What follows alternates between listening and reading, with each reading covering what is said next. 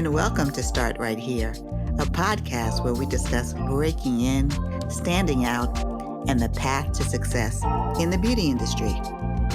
I'm your host, Corinne Corbett, and I hope the conversations I have with my guests inspire you to forge a path of your own. Let's get started. Hi, everybody. I'm really happy to welcome today someone who I met during my blogging journey, who has been an inspiration, not only to me, but to lots of people out there, particularly those with natural hair. Patrice Yursik, aka Afrobella, who's had an amazing career. And we're going to hear about how she got her start, what it's like to pioneer blogging in the natural hair space, and what she's up to now. So welcome, Patrice. Hi, thank you for having me. Can you give us your 30-second bio? I was born and raised in Trinidad and Tobago, specifically in Trinidad in the West, Port of Spain. I migrated to America in 1998 to attend the University of Miami. I did my undergrad in film script writing, double majored in creative writing, minored in sculpture.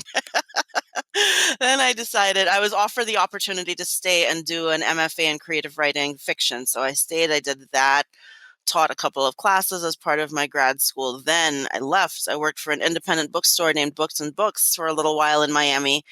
And then I wound up getting a job at the Miami New Times as their assistant calendar editor. And that is where I began realizing that I can write not just about whatever people told me, but about anything. And I started my blog in 2006 while I was working at the Miami New Times. And it took me in a wildly different direction than I was heading in and led me into the world of beauty and blogging. And I became one of the first natural hair bloggers on the scene back in August of 2006.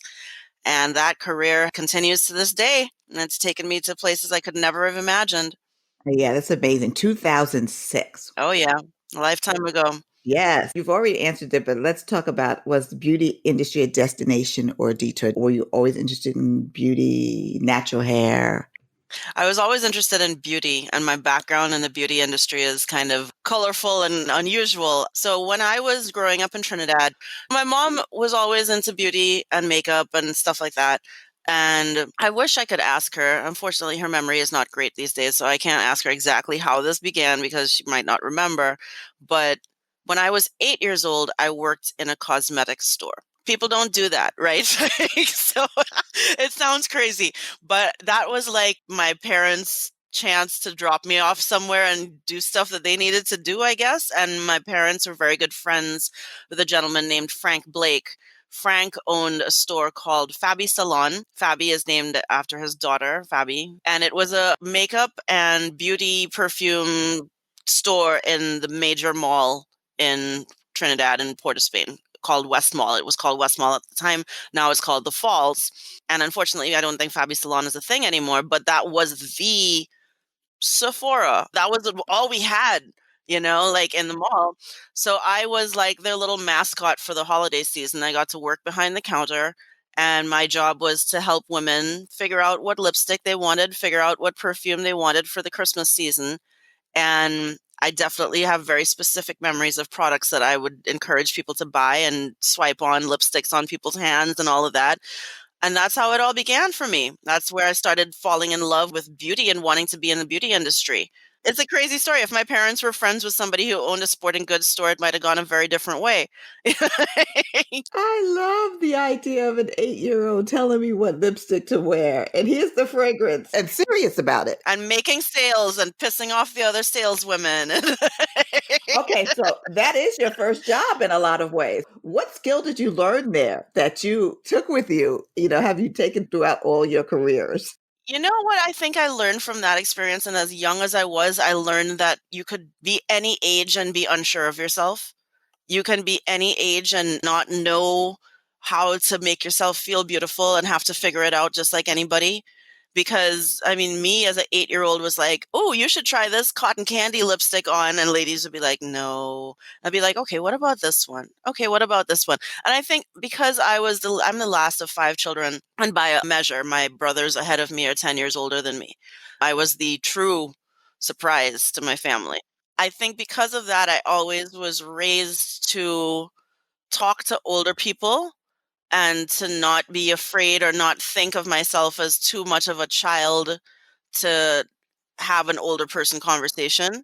It gave me courage and it made me realize I can speak to anybody about anything. Like, you might be older than me and you might be wiser than me, but I could still talk to you. I'm not afraid of you, you know?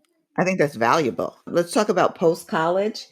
You were talking about you got your MFA in creative writing and you're working as a calendar editor.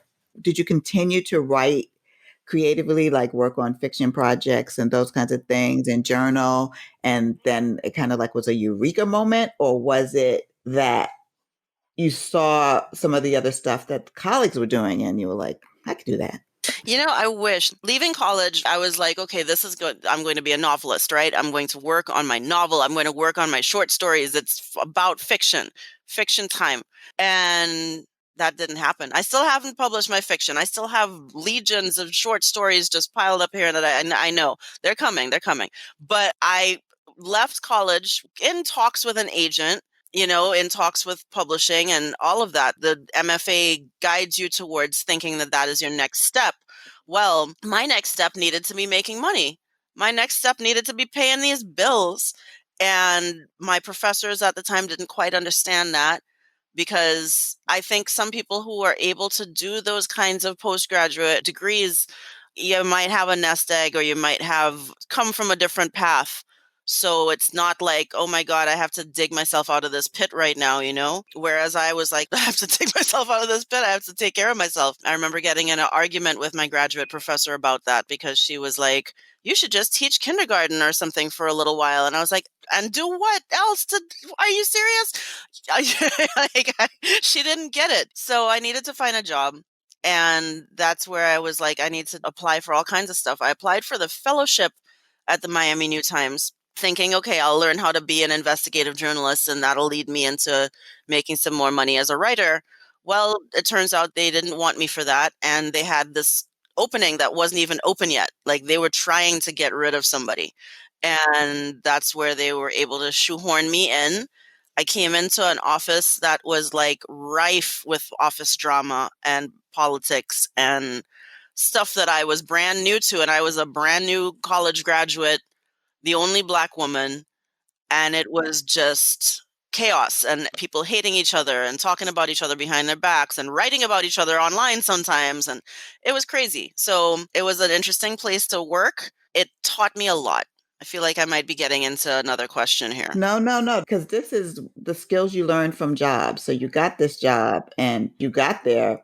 And did you have a sense that this was not the right place for you? I used to cry. First of all, I couldn't drive at the time, so I was taking a bus in Miami. And if you've ever lived in Miami, you know that public transportation is not where it should be at all. So taking public transportation from South Miami, Coral Gables to downtown back in those days was awful. And some of the experiences I had were just like, still live in my mind, like, what was I doing? But I would have to get to work every day and figure it out. And also just seeing all of the different elements of what people were like. But the point of that story was I didn't have a car to cry in. I used to have to cry between other people's cars in the parking lot. Like, that is how bad that job was. I mean, it was just a crazy situation to be in as a young woman. And then I wound up making a lot of friends there. And then I was able to go talk to them and vent with them and have moments with them and realize I wasn't the only one who was going through crazy stuff. But those first couple of months were just, woo, where am I? And what is this? So did writing become an outlet, or it was just you had to do something in order to like keep your sanity? Yeah, the job was really just write as much as you can and write as many different things as you can. And the job was the calendar, right? So the calendar section is everything that's happening for the week. And I realized quickly, with those newspapers, you think like the long form stories or the music reviews or whatever, those editors are walking around with their chest puffed because they think that that is what people are picking up the paper to read. No, people are picking it up to read the calendar section to see what to do for the week. And then half the time they might even throw the rest of the paper away, which is a whole, other thing. You know what I describe it as? I went to college to learn how to paint Jackson Pollock style large paintings. And then in the newspaper, I learned how to do miniature landscapes. So it's like that is where I was taught you have a 250 word count, you have to make this sound interesting. You have a 500 word count, you have to make this sound interesting. And you have to get all the information in the who, what, where, why, how much, all of that in addition to your quotes. So that just sharpened my writing skills, it sharpened my interview skills. I learned how to interview everybody from the guy who makes honey and has a local business to which hot comedian is in town to have a little set at the comedy store. So it was everything. It was a range of stuff, and it showed me where my interests were compared to what the larger interests of what people who actually picked up the paper might have been. And over time, my interests would align with what was happening. So one of the first times that that happened was when Lisa Price came to Aventura Mall to launch the perfume My Life with Mary J. Blige. And I had to convince my boss that that was a story for me, not just write, but to cover. And he was like, who's this? And he's a white man in his 50s. He didn't care, and I was like, this is the inventor of Carol's daughter. And he's like, who's Carol's daughter? I'm like, Lisa Price. But yeah, I wrote that story for the paper, and then I was able to make a contact there. And I think I had just launched Afrobella. Yeah, so let's talk about launching Afrobella. So how did that happen? And do you remember what your first post was? Oh, absolutely. August 13th, 2006. We have a very good friend. My husband and I have a very good friend. We both went to University of Miami.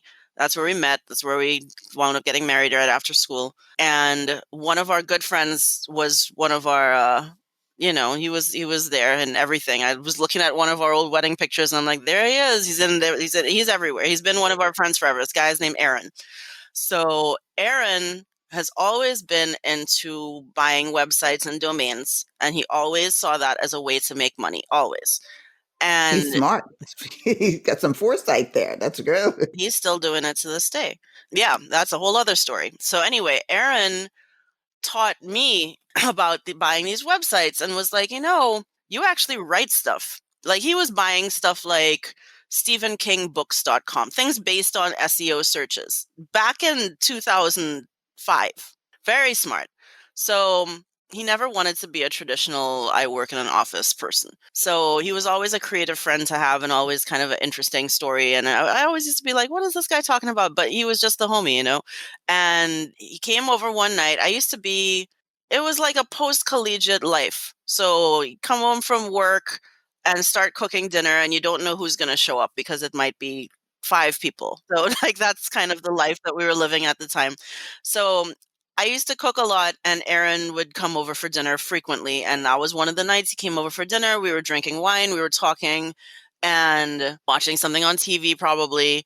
And he was like, rambling on about his websites and telling me about this website and that website. And I was like, that's cool. That's interesting. He's like, well, why did you have a website? What would your website be? It's like, I don't know. He's like, when you write stuff, what do you want to write about? I was like, Black beauty and natural hair and plus size style, because I can't find information about clothes that are cute for my size, and makeup that works for not just me. And I think that I may have even, thought all shades of beautiful at that time, which has become a phrase that I see everywhere now. So we talked it through and we started to come up with names. He said, what would the name be? And I said, Coco Bella. We looked up Coco Bella, and that's a chocolate company. And as he pointed out, how do you spell it? How do you spell cocoa? And we were like, okay, you're right. It's not that easy. It needs to be something that people can just say and know. And my husband looked at me and he said, Afrobella. And that was it. Wow. That was it. We went on whatever domain purchasing site. We bought it. And I had to teach myself how to do everything. Were you on like Typeform or Blogger at the beginning? No, I was always WordPress. Okay, so you were really set up then. I was always WordPress, and that WordPress was not easy back in those days, because I wish I had, and I don't wish I started on Blogspot or Blogger or whatever, but like a lot of people had those back then.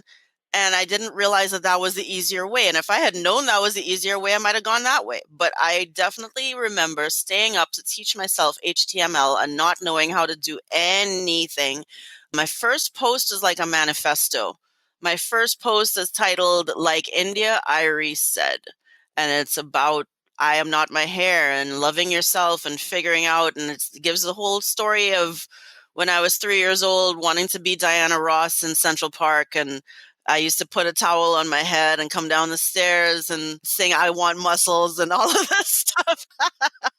But that was like an outlet for me to write about my figuring out what made me beautiful, and figuring out what beauty was. And I remember so vividly, I was looking for the reflection of us in 2006. So I lived in Kendall in the back of Miami, which is not a cool part of Miami to live in. No offense to anybody who lives in Kendall. But anyway, so I used to try to find Black magazines.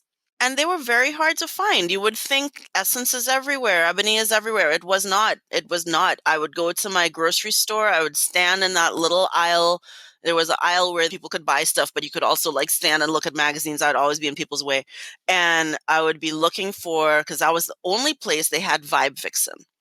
And that's why I used to go to that grocery store, because they didn't have it at whatever reason. It wasn't at the Barnes and Noble. It wasn't at the big stores.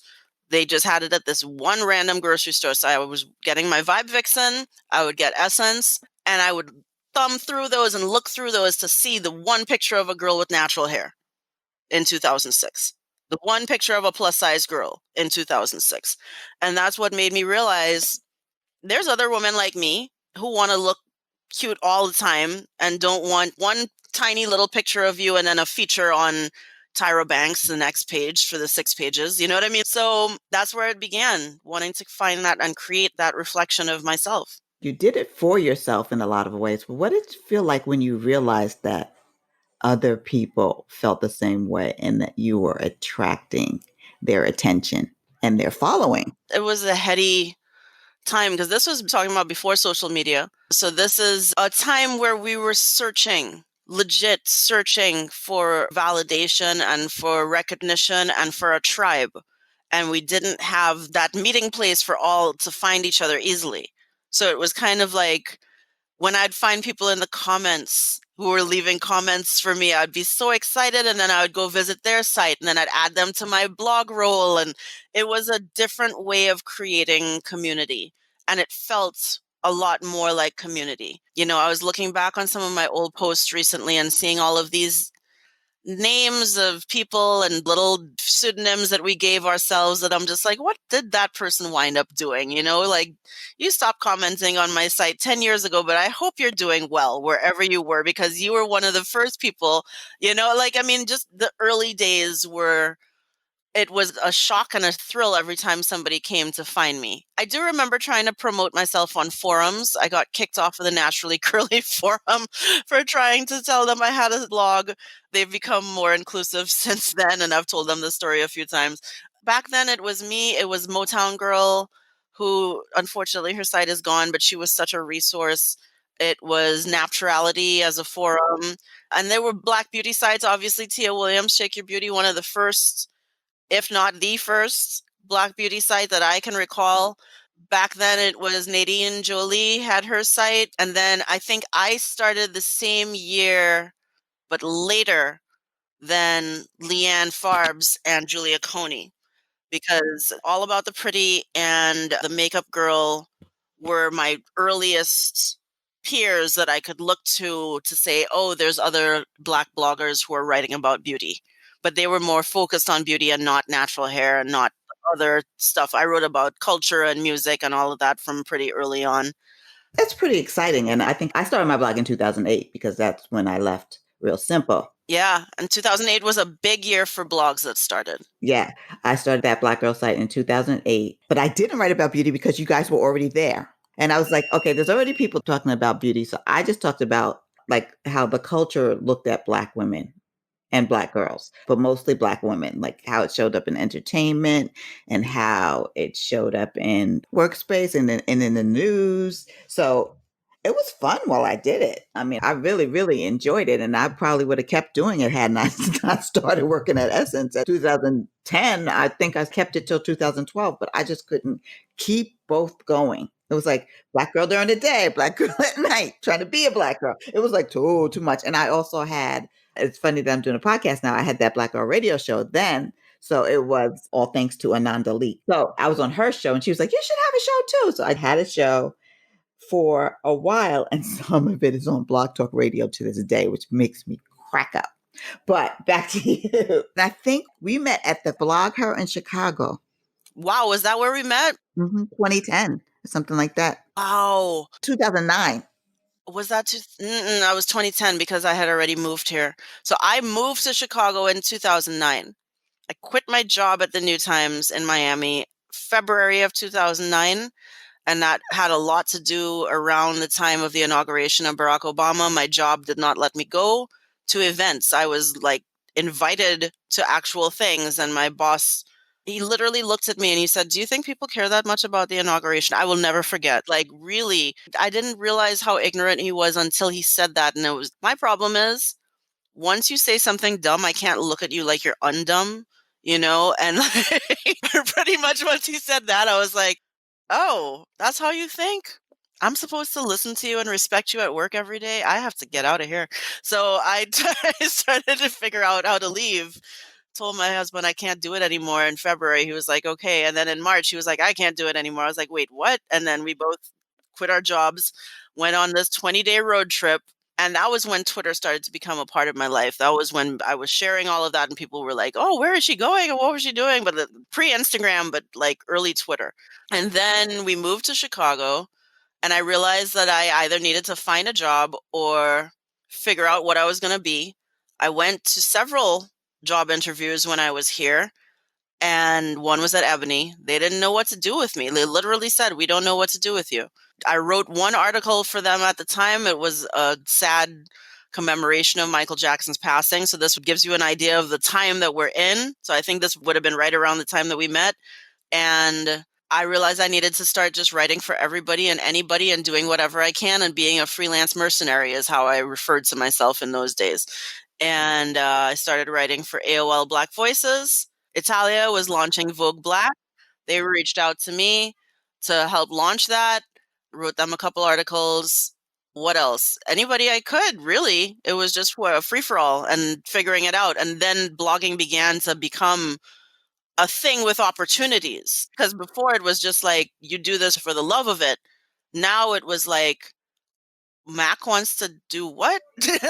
Right. So let's talk about like the opportunities that came. But first, let me ask you, we're coming opposite a little bit. I came from writing for magazines. I had worked at magazines all my career and then blogging. And it was like my personal take.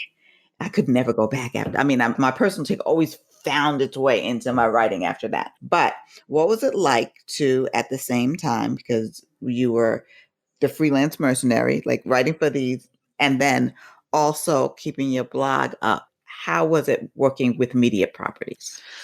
They didn't have the level of respect and understanding of what we did yet. But because I had print background and because I had my MFA and because they saw that I had those credentials, I was given the opportunities. They were like, well, she could maybe do it. Can you write about Rihanna's hair? She just dyed it red. Okay, I could do that. You know what I mean? Those were the kind of things that AOL Black Voices editor wanted coverage on. Like, it was a lot of big celebrity hair news. They started to realize that black hair was worth coverage, you know, not just in your little blog. Like, this is something that people are caring about and looking for. So that's the kind of stuff that I would just have to cover for them and find the expert who did whatever and interview them and make that a thing. Yeah, and convince them. With the Vogue Italia situation, that was a real eye-opener because they saw me as an expert. They recognized my expertise. They wanted me to write about Black beauty and natural hair and to talk about my knowledge. They just didn't have the budget. So it's like, you know, do you want the glory and the ability to say that you did this? Or do you want to hold out for a paycheck that is not going to come from us at all? Like, you know, so that was one of those opportunities that I took to take, basically just because I was like, well, let me see what I could do here. You know, it was a lot of that in the early days.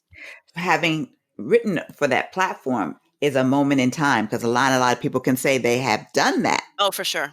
Not a lot of people have said they could have participated in that moment in kind of like culture, because it's a really significant culture flashpoint for me. It absolutely was. And you know, it's crazy. I think the whole site is gone. I looked for it, my post the other day. Everything is gone.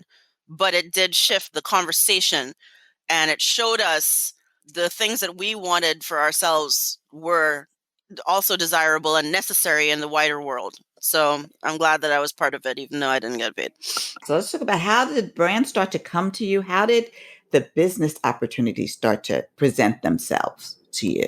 I think brands started to wake up and realize not necessarily that magazines weren't where it was at, but just that there was another viable avenue that did not understand our value. So they started to see that, and they were like, oh, people are reading these. People want to hear what these people think. Let's start sending them products. I mean, I just remember being excited to get, a box of hair products or something.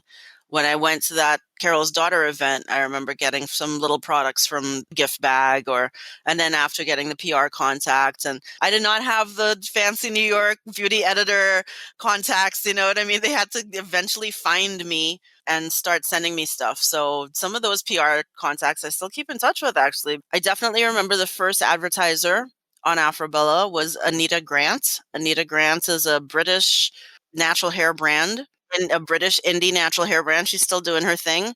She was the first person who read my site and was like, I want to have an ad on your site. And I had to figure out how to do that. Like, what do you mean an ad? Like a picture? Like where am I supposed to put it?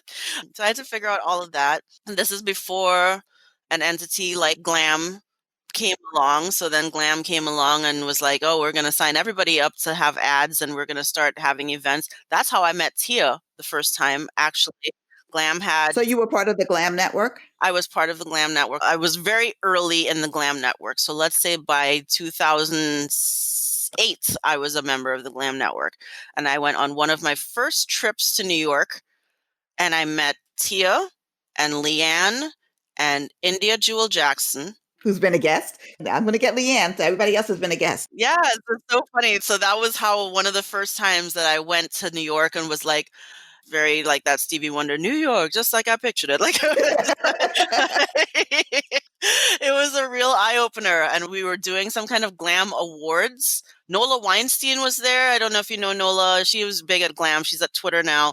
India and Nola were kind of like in charge of the bloggers, and they would take us around and show us stuff. And I just remember sitting around a long table in a restaurant trying beauty products and writing about them for like a whole afternoon. And that's how we all met. And we were able to take stuff home after. And I was like, oh, I was able to get like Chanel and an item from NARS for the first time. And that was like a big deal. So that was one of the first beauty experiences where I realized like I am in the beauty world. You know what I mean? Like that moment. I have arrived. Exactly. Now I will get into my yellow taxi and I feel so, go back to my hotel. And I felt so special. I definitely remember that. It was a formative experience. Start Right Here is brought to you by Beauty Biz Camp, where we equip and inspire the next generation of industry leaders. Head over to our website, beautybizcamp.com, for more information and sign up for our mailing list so you can stay in the know about our upcoming programming. Tell me about creating a lipstick for MAC. That was one of, if not the first blogger partnership. So this is 2011. MAC Cosmetics had a call to action basically for bloggers to submit their idea. I still have my little sheet that I put together somewhere. So you had to submit an idea, you had to fill out a form and tell them what your concept was, basically. And I have always been a purple person. Always, my whole life. Like some people start out with one favorite color and shift into something else. I've always been purple. And I've always also loved Prince. And the name of it was just something that was so natural to me. All of my purple life, the first line of Erotic City. I was like, this is what I want this lip gloss to be. And here are the colors. And I pulled together like a grid of a bunch of different purples. And I will send you a picture of it so you can see it. Oh, I'd love to see it. And I wonder where the pictures even came from. I'm like, where did I get these? How did I know how to do this? But I sent over the idea, and I guess nobody else had that idea because they jumped all over it. They loved it. And it was really interesting being part of that collection. I mean, most of us from that collection are still in touch or still friends, but there's a couple people that I'm not sure what they wound up doing. But what an amazing experience that was. I mean, they picked the colors. They told us that we were going to go with them to Toronto to actually Markham, I believe is the name of the town where they produce everything. We got to go into the labs, work with the chemists. Two of the chemists were Caribbean women, and that, like, oh my God, it would just filled me with so much joy because one of them was from Guyana, and one of them was from Jamaica, and my grandfather was Guyanese. So immediately I was like, oh, my grandfather. So we had a good old time. And I convinced everybody, the three of them, to try on the color with me because I wanted to make sure that my purple was not just a purple that would look good on me. So there's a picture somewhere of me and these two other cosmetic chemists of color trying on this color for the first time. And it just made such an impact in my life. Well, that's such an amazing story. And Mac was born in Canada, and Lauder picked it up and kept it. But I'm so glad that they still have Canadian roots in that way. I'm glad to hear that that's still going on. Let's talk about like now the shift. So blogging started turning into influencer. Like, what was that shift like for you? It is interesting.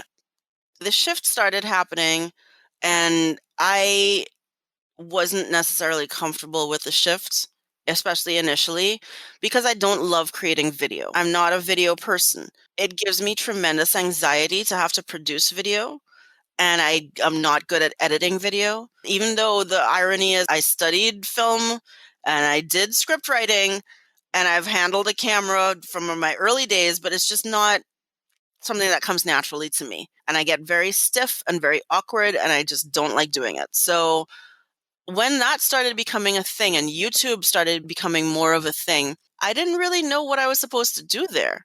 And for a while, it kind of was like, well, they're doing their thing and I'm going to do my thing, But then it started to be the beauty brands want you to also do that thing. And I didn't really want to, I had to try, I had to try. But it didn't necessarily come naturally to me. It's a different skill set. It's a different skill set, and I admire the people who can do it. It requires transparency. It requires a kind of a dynamic personality and a capability for performance that I lack. And I just don't have it. I think people who are great at doing camera work is almost like that spark of energy that you would see in like a Robin Williams interview. And I'm a writer. I'm a writer, so I don't have that. You know what I mean? I can write that for you, but I can't produce it for myself. It's just not natural to me. So I started to realize like those kind of opportunities didn't feel right to me if I got them. And I was not able to knock them out of the park. There was a couple of times that I look back in my career where I was offered the opportunity to do red carpet interviews, or, I did red carpet interviews for Essence Black Women in Hollywood. I interviewed Lupita Nyong'o and all of these people on the red carpet next to Ty Beauchamp. And I was just like, I'm not good at this. What am I doing here? Like, why did you pick me? I could have written the script for it, but actual show up and put me on camera part, I just felt so awkward. I started getting panic attacks. It started to affect me psychologically in a different way. I started to realize trying too hard to be somebody else and to do other things. They always talk about, when I say they, like gurus and people who give you advice about life are always like, get out of your comfort zone and do things outside of your comfort zone. Well, there's benefits to that for sure. But sometimes you're in your comfort zone because that's what your skill set is. And when you keep pushing yourself out of it, it can affect you in a lot of different other negative ways. And that's what I started to experience for myself. It's like, what am I doing? So I realized that I was chasing this illusion of what I thought an influencer lifestyle was supposed to be, or what I thought an influencer should look like, or the work that I thought an influencer should be doing. Especially now in this Instagram age, I realized that I was looking too much at other people's paper, and I needed to look at my own, and I needed to just focus on my own. And I needed to get back to what my paper should be and get back to the roots that brought me to the beauty industry in the first place. And all I've ever wanted to do and be is right. That's who I started being. Like, my first things that I started creating in high school were poems. Then I went into writing fiction because that was a natural progression for me. Then I worked for the newspaper, and then I got caught into going from behind the scenes to in front of the scenes for quite some time. And I'm proud of the work that I did in front of the scenes because all I ever wanted to do was inspire other people to do it too. To just look at me and say, if she could do it, I could do it. So I know that I am an influencer in that regard. But the actual act of every day as a photo shoot, that doesn't sit with my personality. It doesn't feel right to me. It doesn't go with what I want my life to look like. And I had to make some conscious decisions and set some boundaries. I think it is brave and honest, and I really appreciate that because I know every day is not a photo shoot for me either. But I do like being in front of the camera, but I have to force myself to do it. So I understand what you say about recognizing your calling, and you recognize your calling is writing. It's not necessarily to be an influencer in that traditional way. You do influence people, but not in the Instagram way. Yes, exactly. There's many different avenues to influence. And I know that my path has been influential. I'm not concerned about have I influenced people because I know that I have. I've been told this so many times, and it's such a feeling of overwhelming affirmation that you get when you talk to somebody and they're like, I started this because of you. You helped me realize I could do what I'm doing because of, you know what I mean? Like, I love words like pioneer. When people say that about me, it means so much to me because I never aspired to be that, but that is what I became. And if I could do that, then other people can do that, you know? And that's the message that I think the whole blogging and the world of being an influencer and all of that, to me, it was the ultimate in democracy because it went from there were gatekeepers and editors and publishing industry that didn't want us to be at that table. And we were like, oh, we making a table. We're making our own table and it's going to be right next to yours. And it might get bigger than yours. And you might want to sit at our table. And that's exactly what happened. The tide shifted, and everyone wants to sit at your table now. Let's talk about the evolution of Afrobella. And because I'm thinking this is the evolution of Patrice as well. And who is Afrobella and who is Patrice now? And what do you aspire to do? Oh, that's a great question. I think I started to get too caught up in what I thought Afrobella was supposed to be. At a certain point, I realized I had this perception of Afrobella as being this like perfectly made up and dressed in a way that almost feels a little costumey sometimes to me now. And just a little over the top, you know, because it's the public persona. It felt at a certain time like I was putting on a public persona. Patrice is quieter. Patrice is more thoughtful. Patrice wants to stay home. Patrice wants to just be on her computer creating stuff and living her life, whereas Afrobella is expected to show up and be glamorous and be very warm and friendly and welcoming in a let's take a picture kind of way. It's just a different feeling. There was a time, I will be honest with you, Corinne, within the last year, I did not want to be Afrobella. Last year, we lost my father-in-law, and it was a very devastating personal experience. We were there, we witnessed his passing. It was a very heartbreaking experience for my husband and for myself. And I came home after that happened, and I just didn't want to write. I didn't want to write for a long time. For like, let's say he passed away the day before my birthday, March 7th. And I left my husband with his mom for a month or so in Florida so he could help her figure out everything. And I came back to Chicago by myself in the end of March. And from March until, let's say, May, I didn't know how to write about makeup or hair or anything. I didn't want to do it.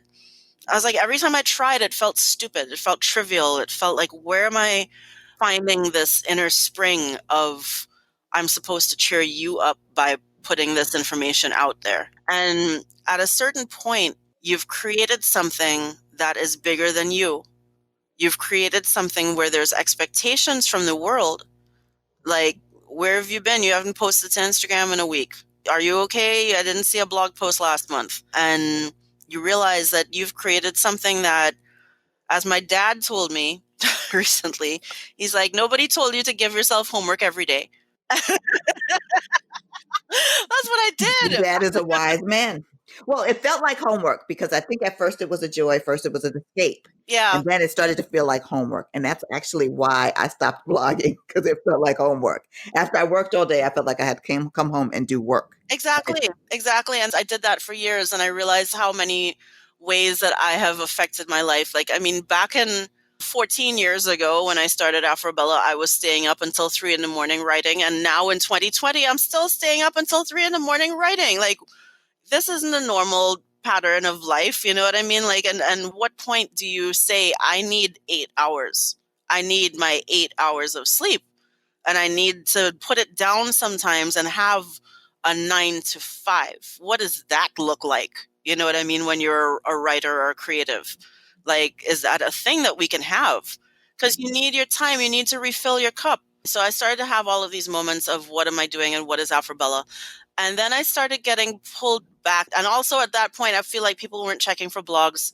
There was a time where it was like blogs are yesterday and we're all about Instagram and all we want you to do is create Instagram content. Oh, you don't have a YouTube channel? Oh, well, then you're not eligible for this opportunity. Things like that, you know? And I just felt like, what am I doing? That this is dumb. And I went back to the drawing board of some of the things that I started to write from that place of this is information that I need, so maybe other people need. That helped me to get back to my drawing board. I wrote about my fibroids.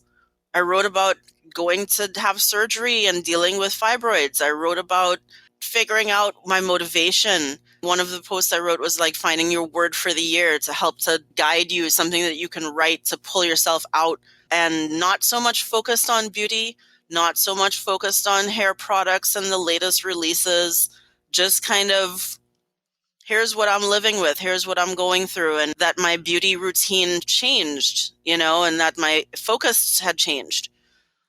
And then something really interesting started to happen within the last, let's say this year. I started writing for other people again, as I had stopped doing that. I had really been like, okay, so it needs to be the Afrobella show, and it needs to be really focused on creating my own personal brand, which has been great. But as a writer, there's something about having an editor-writer relationship that helps me and that I need and that helped to pull me back to my center. So I had stopped writing for other publications, and I had other friends who everybody in the beauty world has had to figure out their own path. You know, you watch these magazines lay off person after person, and you're just like, what did each person on that masthead have to do after this ended? It's kind of like the end of an 80s sitcom or movie where you just see the little thing that pops up and so wound up on a farm or so, you know what I mean? Like everybody has to figure it out.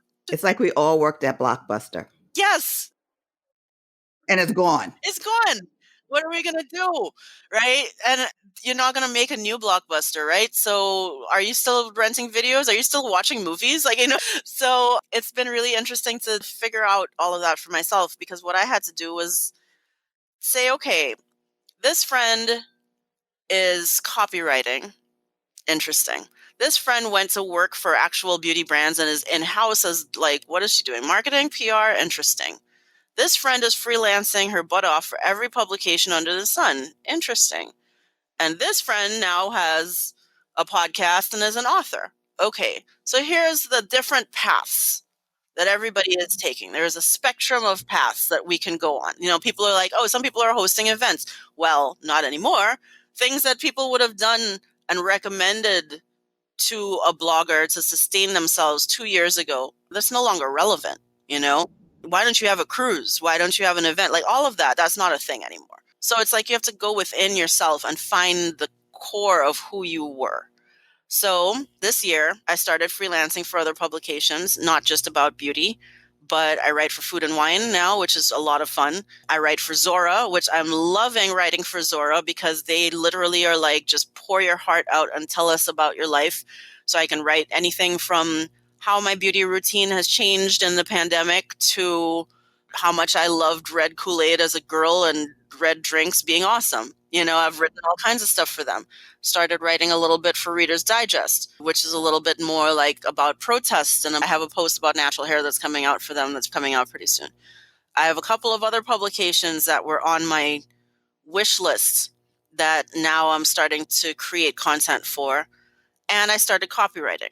So those are all of the things that I've got going on that are keeping me going, keeping me in the beauty space, keeping me thriving.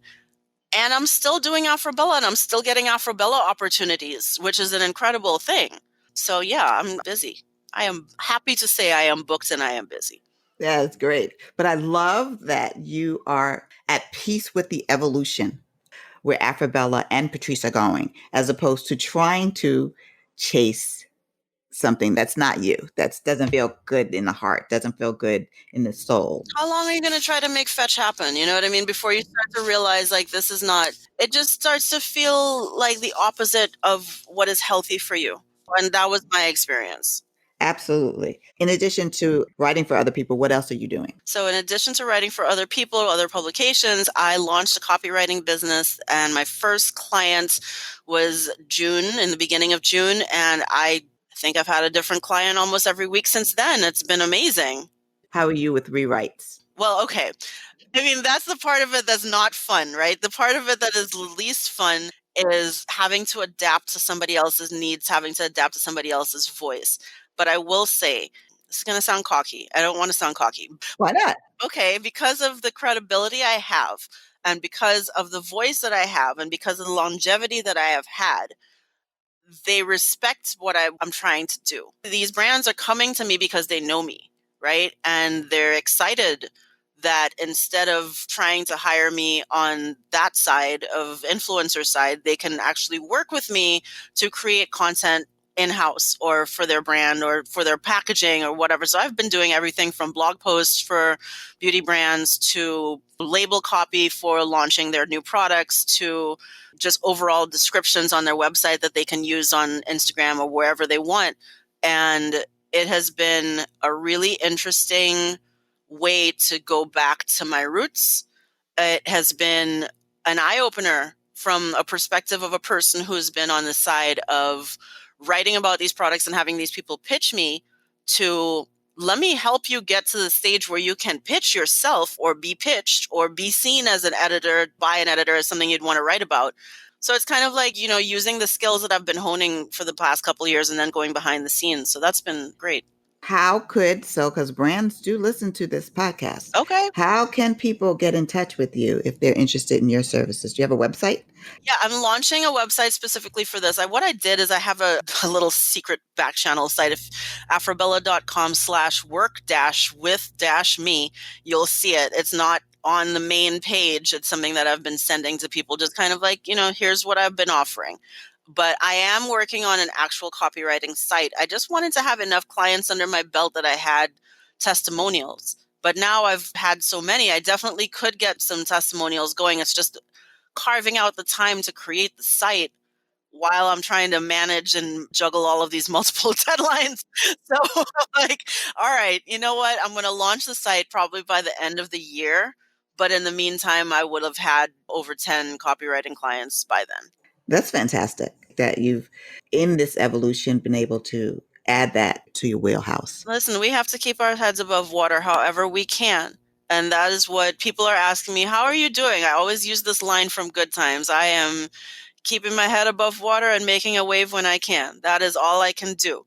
This was one of the ways that felt comfortable. It felt right. And I am finding clients who pitched me 13 years ago. People who I've known over 10 years are the ones who are hiring me to do this work. So it feels good because it lets me know that the respect is genuine and that these people are understanding what I bring to the table. So there's a mutual respect that's there. And it's been very fulfilling work. What advice would you offer somebody who wanted to be Afrobella or to be Patrice in the future? My advice is you have to be you. I got to where I am by being me. You have to be you. But you can, of course, look to what other people do and find those people who you admire, those people you respect, and build those relationships. The advice I would give is don't get overwhelmed by the fact that we are in an oversaturated time, because I think that it's easy to look at Instagram or Twitter or YouTube and just feel like, oh, everything has been said, everything has been done, everybody's doing this already. What perspective and knowledge do you have that makes your story worth telling? What brings you to the table that would make people want to listen to what you have to say? It can't be just from copying what other people are doing. And it can't just be because you're pretty or you're cute. I mean, that gets you to a certain point, but it's not going to sustain you for a decade. It's not going to sustain you for over a decade if that is your goal. I think it's just a matter of being really honest with yourself and figuring out what your goals actually are and checking in with yourself periodically to make sure that those are still your goals. And if they're not, then that's okay. What are they now? It's just a constant reassessment and trying to figure out this thing in a way that feels organic and that feels right for you and that allows you to pay your bills in a way that lets you still respect yourself. I love the fact that you can pay your bills, respect yourself, be in integrity, and you can change your mind about your goals. Yes, absolutely. We're all just learning and growing and figuring it out. And that's all we can really do. Be your best self. What kind of boundaries and stumbling blocks have you encountered in the beauty industry? I feel like for myself, like I've been very fortunate in a lot of ways, but I feel recently I'm seeing so much ageism in the industry, and I'm seeing that that is a major stumbling block for a lot of us. I think that once you hit 38, people start wanting different faces for the campaigns, or the opportunities start going to people who are younger than you, even if it's for a skincare thing that might be for people who are older than you. They want somebody who's under 35 to sell it or to be the face of the brand. And that was something that I started to encounter, that I realized that I was chasing opportunities that started to feel increasingly younger. I would go to events and realize that I was probably the oldest person there next to the head of marketing or whoever was at the head of the table. And these younger influencers were less and less interested in engaging with people who were older than them or who they saw as not being part of their field, even though you may have Pioneered it. originated the field. Exactly. But there's room for all of us to just be nice and be friendly. And it started to feel very competitive sometimes when I went into these spaces. And I'm like, there's no need for that, because with good luck and good work, you too will age in this industry. And that should be the goal and the hope that you have, is that you can sustain it long enough to feel that way. Yeah. And people say to me, oh, it's so good that you're an entrepreneur. It's not, I say, well, it's not like I had a choice, because after you're saying 35, 38, anybody over 40, but I'm over 50. And in other industries, you're not seen as old, but in this industry, you're seen as ancient. Even if you know technology, even if you know lots of things that are happening currently and can adapt to those things, you're not seen as valuable. It's ridiculous. And even if you're selling a product or speaking to products that are specifically made for women who are in your exact demographic, you know what I mean? Like some of the major skincare brands, it surprises me. They'll throw in an older person for a campaign or two, but it's like to actually hire influencers or just, kind of flesh out the full campaign. Work with the people who are commensurate with what you're trying to sell. It just makes sense. It does. And I think also once the industry executives hit those ages, they see that inside the organizations that same kind of ageism actually is present as well. So Absolutely. I think it exists across industries. I remember speaking to a person in the travel space who was in travel PR, and she was telling me at age 28, the women age out. I was like, 28? Are you serious? But she was. And she moved on. She moved into a different industry when she hit 30. I think that we create these little bubbles for ourselves that are unrealistic. And maybe 2020 will be a year where that all has to change. yeah, there's a reckoning on so many different fronts. Maybe it's time that we look at that as well, this ageism. Yeah. Now let's move on to our fast track questions. Oh, you were working at the beauty store. So what was the first beauty product you ever bought or tried?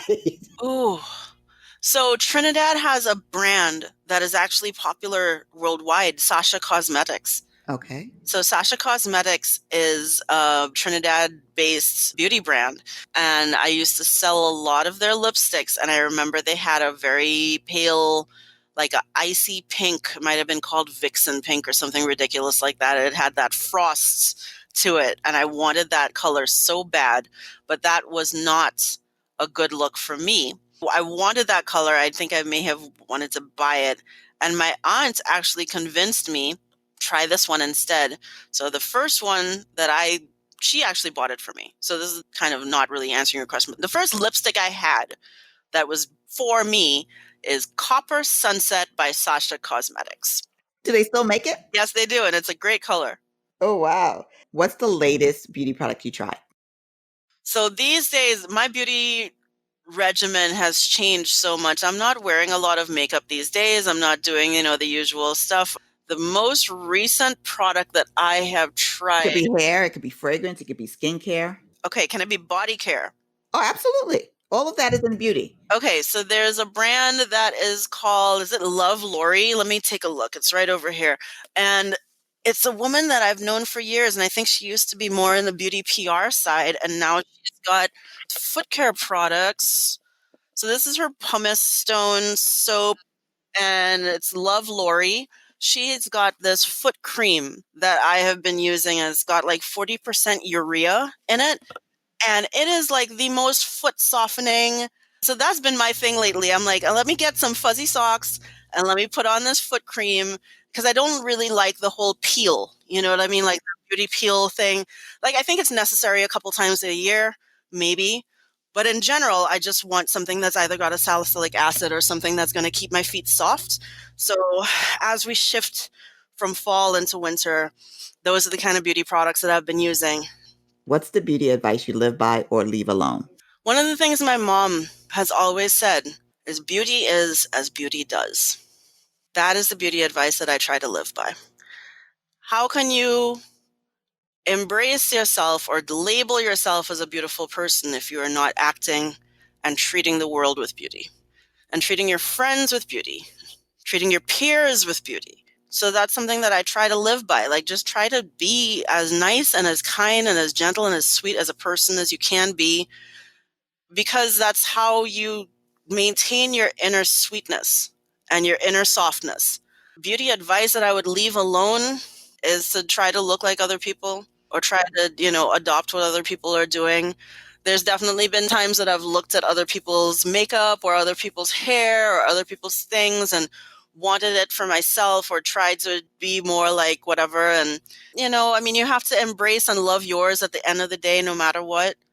At the end of it all, you might have a protective style and you might have on amazing makeup, but you still have to take it out and you still have to wash your face and you still have to love what is underneath all of that. Wash and go or twist out? It's been twist out lately. I used to be a wash and go all day. I was wash and go all day. And now that we are in this pandemic time, I'm finding that there's something so meditative about twisting my hair. And just this morning, this is my twist out. This might not apply, but if you had to pick between big chop or protective style, I would pick a big chop. Something so freeing about it, who is your natural hair icon? Whew. It used to be Diana Ross. Diana Ross was always the person I looked to, and I used to want that hair. Like I said, Central Park. I remember watching that concert, and that was just such a formative moment when she was in the rain. But now I look back, and I'm like, Roberta Flack also had beautiful hair. Yes. And she wasn't necessarily portrayed as this woman that you would look to, but her fro was on point. And right now, I feel like there's so many of us who are out here rocking our natural hair or styles that are evocative of natural. As I get older, though, my natural hair icon is probably going to be Toni Morrison, because I look at what her hair wound up being. Those gray locks. There's a picture of her from the back where her locks are braided, and it just looks like poetry. That's something I look at, and I look at, as a woman grows older, I'm like, it just looks like wisdom to me. So that's what I'm looking at these days. Oh, that is so deep. That's where we're going to stop. Wow. Wow, that she looks like wisdom is amazing. This has been such a wonderful conversation. I really, really applaud how you decided to move in this space. Thank you. That's our show for today. Remember that there's more than one way to the top, and the most important step is the first one. So start right here.